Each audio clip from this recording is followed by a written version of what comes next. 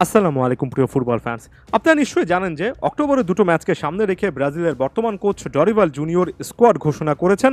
স্কোয়াডের বৃত্তান্ত বিষয় নিয়ে যাচ্ছি না, ইতিমধ্যে আশা করছি আপনারা অনেকে দেখেছেন। নতুন মুখ হিসেবে ফরাসি ক্লাব অলিম্পিক লিওতে খেলা লেফট ব্যাক আবনের সান্তোস দলে ঢুকেছেন। অন্যদিকে ফাইনাল থার্ডে বিকল্প একজন নাম্বার 9 হিসেবে ব্রাজিলিয়ান ক্লাব বোটাফোগোতে খেলা স্ট্রাইকার ইগোর জেসুসও কিন্তু দলে জায়গা পেয়েছেন।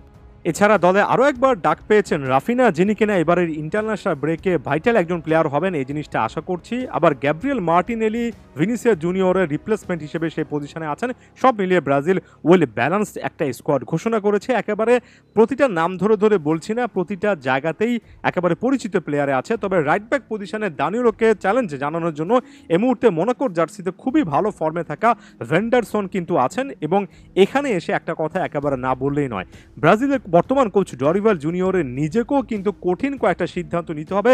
দানিলোর মতো অভিজ্ঞ একজন প্লেয়ার, যিনি কিনা বর্তমান সময়ে এসে ক্যাপ্টেন্সির আর্মব্যান্ডটা পাচ্ছেন, তিনি কি রাইট ব্যাক পজিশনে সবচেয়ে বেস্ট পসিবল সলিউশন হচ্ছেন? যদি সলিউশন না হয় তাহলে ইনফর্ম ভেন্ডারসনের মতো একজন কিন্তু প্লেয়ার আছে। কিন্তু কথা হচ্ছে ডরিভাল জুনিয়র এত বড় একটা কল নিতে পারবেন কিনা, ভেন্ডারসনকে আসলে গেম টাইম প্রপারলি দিতে পারবেন কিনা দানিলোর জায়গায়। অ্যাগেন এই জিনিসগুলো আসলে মূল প্রশ্নের জায়গা। আপনার কাছে ভালো স্কোয়াড আছে, তবে আপনার কাছে প্ল্যানগুলো রেডি আছে কিনা এবং কঠিন সময়ে আপনি সেই কঠিন সিদ্ধান্তগুলো নিতে পারেন কিনা, সেটা ঘুরে ফিরে আরও একবার ক্রুশাল একটা পয়েন্ট। এই মুহূর্তে আপনারা স্ক্রিনে একটা স্কোয়াড দেখতে পাচ্ছেন, যেখানে বিভিন্ন পজিশনে বিকল্প প্লেয়ারদের কথা বলা হচ্ছে। মোটা দাগে বলা চলে যে এটাই ব্রাজিলের সেট আপ, যেখানে আসলে ফরমেশনটা 4-3-3 হবে নাকি 4-2-3-1 হবে, দিন শেষে সেটা ডিসাইড করবেন ডরিভাল জুনিয়র। তবে আমি এর আগের যে ভিডিওতে কথাগুলো বলেছি সেটা আরও একবার রিপিট করব। এখানে রাফিনা, সাভিনোর মতো ইনফর্ম প্লেয়াররা যারা ক্লাব ফুটবলে রীতিমতো বাজিমাত করছেন, সেরা সময় কাটাচ্ছেন, তাদেরকে বেশি করে সুযোগ দিতে হবে। দরকার পড়লে ভিনিসিয়াস জুনিয়রের মতো প্লেয়ারের কাছে মেসেজটা দিতে হবে যে লেফট উইং পজিশনে তাকে চ্যালেঞ্জ জানানোর মতো একজন প্লেয়ার গ্যাব্রিয়েল মার্টিনেলি এই প্রোফাইলটা আছে ভিনিসিয়াস জুনিয়রকে জাতীয় দলে জার্সিতে, তাই এর চেয়ে ফার বেটার ফুটবল খেলতে হবে। আপনার কাছে মিডফিল্ডে লুকাস পাকেতা, ব্রুনো গিমারেস সহ যত বড় নামই থাকুক না কেন, দিন শেষে সেটা খুব একটা বেশি কাজ করে না যখন আপনি ফাইনাল থার্ডে বল ডেলিভারি করতে পারেন না। এই যে অ্যাটাকাররা অনেক বেশি গোল করছে না, এর নেপথ্যে একটা বড় রকমের কারণ লুকাস পাকেতারা সেই রকমের ডেলিভারিগুলো, থ্রু পাসগুলো, কি পাসগুলো জেনারেট করতে পারছেন না।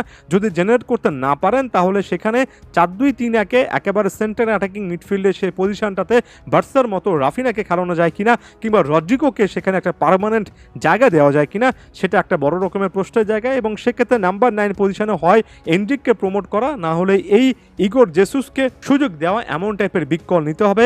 আপনার ফুলব্যাক পজিশনে অ্যারানার পাশাপাশি আপনি অ্যাবনের সান্তোসের মতো একজন প্লেয়ারকে ডেকেছেন। দিন শেষে রাইট ব্যাক, লেফট ব্যাক নিয়ে আপনার একটা পূর্ণাঙ্গ সিদ্ধান্তে চলে আসতে হবে। আপনি কোন টাইপের ফুলব্যাকদেরকে চাচ্ছেন, তাদেরকে কি আসলে আগের ইন্টারন্যাশনাল ব্রেকে আমরা অতিমাত্রায় যে ডিফেন্সিভ মেন্টালিটিতে দেখেছি সেখানে আপনি ধরে রাখবেন, নাকি ফাইনাল থার্ডে একজন অ্যাটাকিং ফুলব্যাক হিসেবে ওভারল্যাপ করার সে ফ্রিডমটা দেবেন।